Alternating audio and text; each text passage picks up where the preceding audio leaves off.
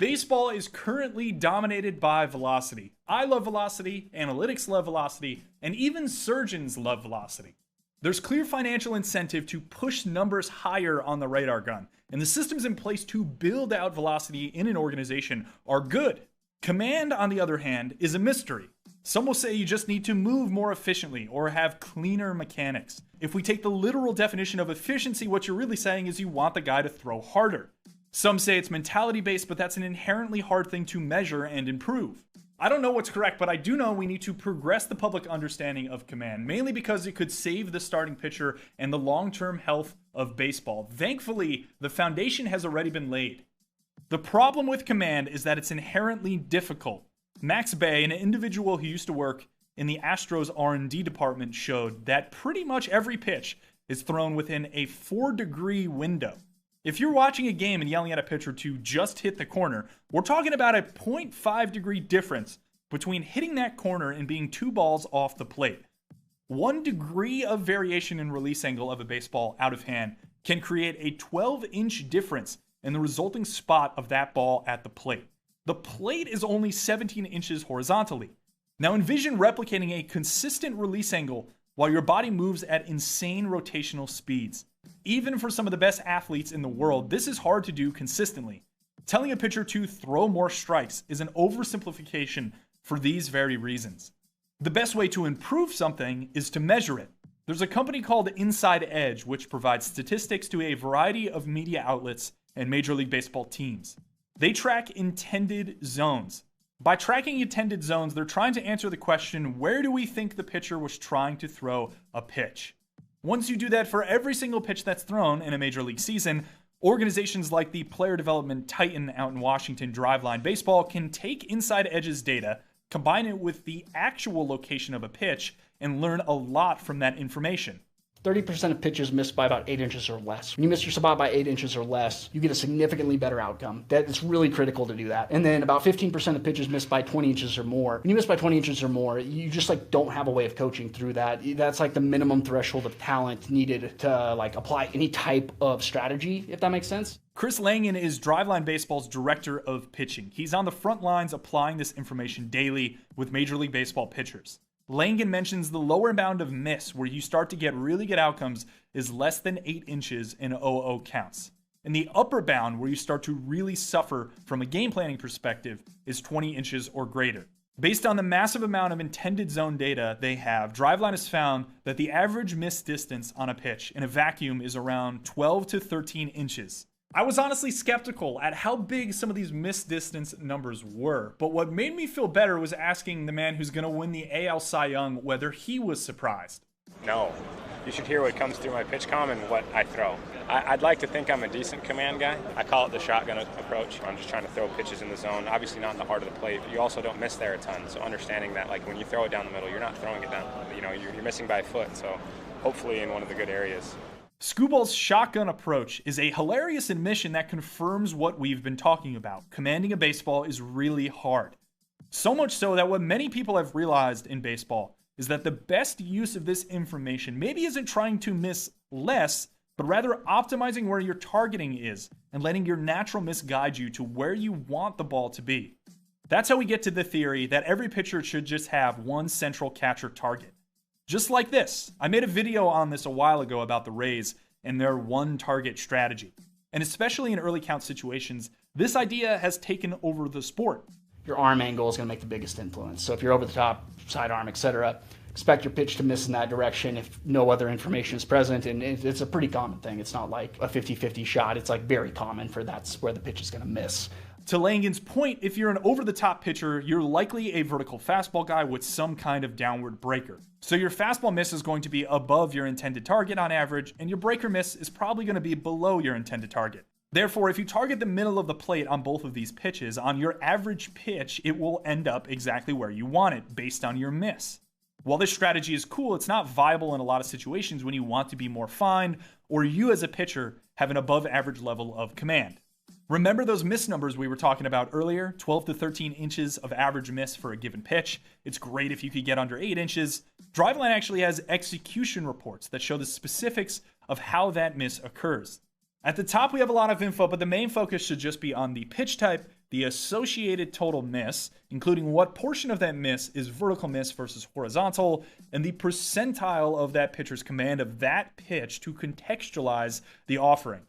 Scoop ball has really solid command overall. If we use that 12.5-inch miss baseline, we see that just being 2.5 inches under that on a four-seam fastball or near the width of one baseball vaults you into the 80th percentile, or better than 80% of major league pitchers.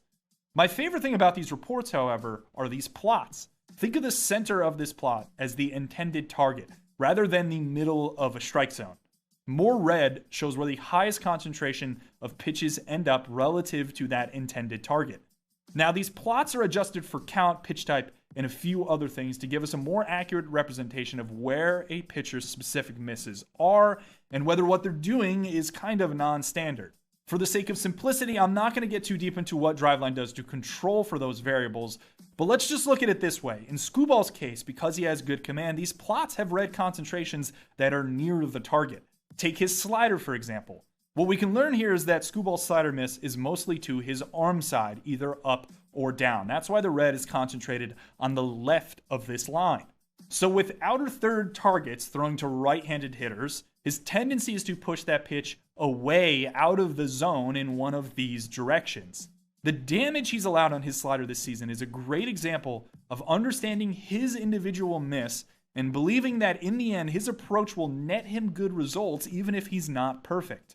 Hey, if you're going to throw a pitch here, it's going to end up here. So just buy into throwing it right here every single time, and it's going to end up in the spot you want. So for strike or for below the zone. So am I going to do it every time? Absolutely not. But just being bought in on it, I think is important.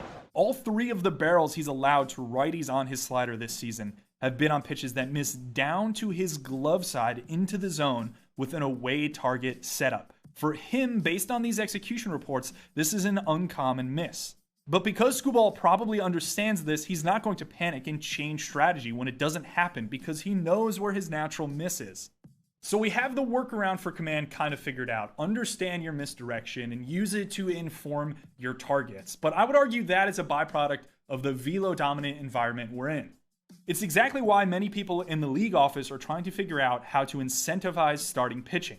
If you're actually trying to lower your average miss distance or improve your command, how do we achieve that? Deliberate practice is one. So imagine you're shooting free throws. Deliberate practice would be you're tracking your free throws, 17 out of 25, whatever. You're going to make more free throws doing that than just shooting them. But you take it to the next level by saying, like, hey, how often am I hitting the back iron? How much am I missing compared to like the middle of that swish, so to speak? Well, think of that in baseball terms, you're throwing a breaking ball and stuff. You can figure out where your miss distribution is. Not only is it important to have that deliberate practice element of knowing your miss distance, but now you can actually leverage that information and kind of change your focal point and such. Driveline has a pretty cool setup in their gym where they'll put an intended target on a physical strike zone via a projector for a pitcher to throw to in a pen, which you can see right here. Then they track the miss of an individual pitch, posted on the screen right after the pitch so the pitcher can see it. And at the end of this session, they're able to show a pitcher where their miss is and make them more aware of where their targeting should be. This practice is at the foundation of what Scooball told me when I asked him how the average minor league pitcher can improve their command. Also understand how your stuff is moving, your own pitch profiles or where your misses are, and then you can kind of buy into where you want to start it and where it's going to finish. So, and all that is repetition. That's my best guess right now in terms of how to actually lower an individual pitcher's miss distance. But what we're seeing from a systems perspective in major league organizations is that I don't think they're too concerned with lowering that average miss distance through deliberate practice.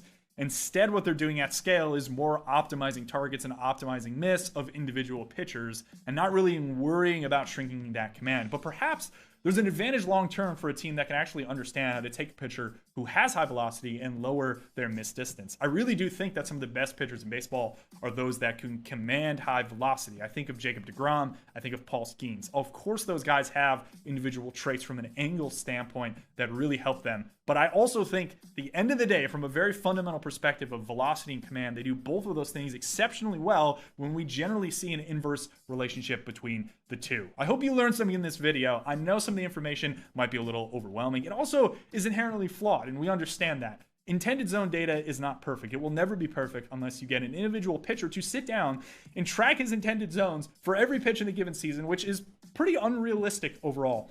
But it gets back to the point that we need something to base all this off of.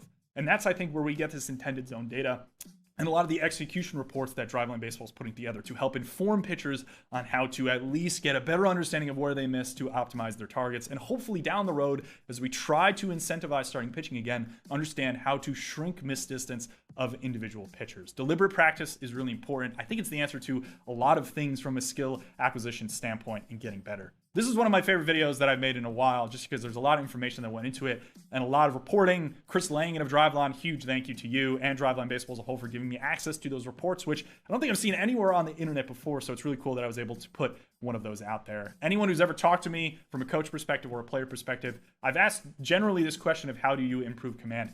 And the answers have been generally bad, which is no offense to those people that I've asked, but it's just propelled me into this topic so much. I'm going to do more videos, I think, around these execution reports and command generally. I'm fascinated to see how this progresses over the years, but I hope you learned something, and thank you a ton for watching.